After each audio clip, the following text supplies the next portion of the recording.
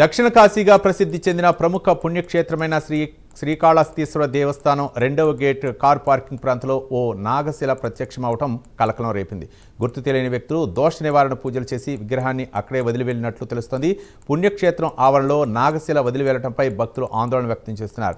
CC ఫుటేజ్ను పరిశీలించి వారిని గుర్తించాలని భక్తులు ఆలయ సిబ్బంది కోరుతున్నారు. భవిష్యత్తులో ఇలాంటి సంఘటనలు చోటు చేసుకోకుండా చర్యలు తీసుకోవాలని డిమాండ్ చేస్తున్నారు.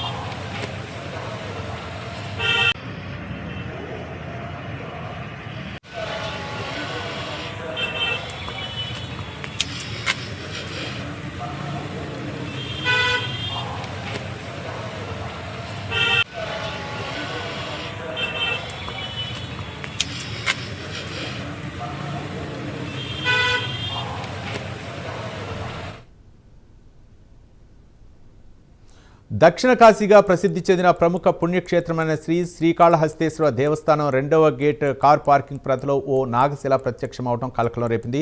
గుర్తు తెలియని వ్యక్తులు దోష నివారణ పూజలు చేసి విగ్రహాన్ని అక్కడే వదిలి వెళ్లినట్లు తెలుస్తోంది. పుణ్యక్షేత్రం ఆవరణలో నాగశిల వదిలి వెళ్లడంపై భక్తులు ఆందోళన వ్యక్తం చేస్తున్నారు. సీసీ ఫుటేజ్ని పరిశీలించి వారిని గుర్తించాలని భక్తులు ఆలయ సిబ్బంది కోరుతున్నారు. భవిష్యత్తులో ఇలాంటి సంఘటనలు చోటు చేసుకోకుండా చర్యలు తీసుకోవాలని డిమాండ్ చేస్తున్నారు భక్తులు.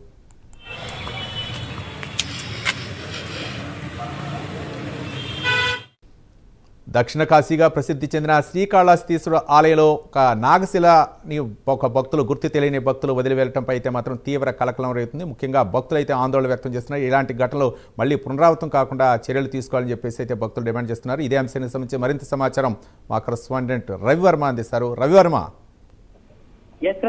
శ్రీకాళహస్తీశ్వర ఆలయం అంటేనే దోషాలకు అంటే సర్వదోషాల నివారణకు ప్రధాన ఆలయంగా పేరుంది. దక్షిణ కాశీగా పేరున్నటువంటి శ్రీకాళహస్తీశ్వర ఆలయంలో సర్పదోష పూజలు అలాగే కాల సర్పదోష పూజలు ఇవన్నీ కూడా నిర్వహించడం ఆనవాయితీగా వస్తా ఉంది.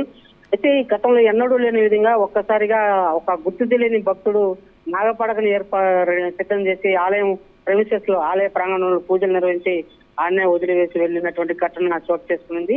అంటే ఆలయ నిబంధనలకు విరుద్ధంగా వ్యవహరించారు అక్కడ నిర్వహించినట్టు గుర్తు తెలియని భక్తులు. అయితే ఇలాంటి విధానాన్ని ఆలయ అధికారులు భక్తులు శివ భక్తులు అందరూ కూడా తీవ్రంగా వ్యతిరేకిస్తున్నారు. పూజలు సర్పదోష నివారణ పూజలు ఆలయం లోపల చేయలే కానీ ఆలయం బయట చేయడం ఏంటి? అదే కాకుండా ఒక నాగ పడగను ఏర్పాటు చేసుకుని పూజలు నిర్వహించడం ఆలయ సాంప్రదాయానికి విరుద్ధం అని చెప్పేసి కూడా ఆలయ అధికారులందరూ కూడా పేర్కొంటున్నారు. ఇలాంటి విధానాల పట్ల ఆలయ అధికారులు కఠినంగా వ్యవహరించాల్సిన అవసరం ఉందని చెప్పి కూడా స్పష్టం చేశారు.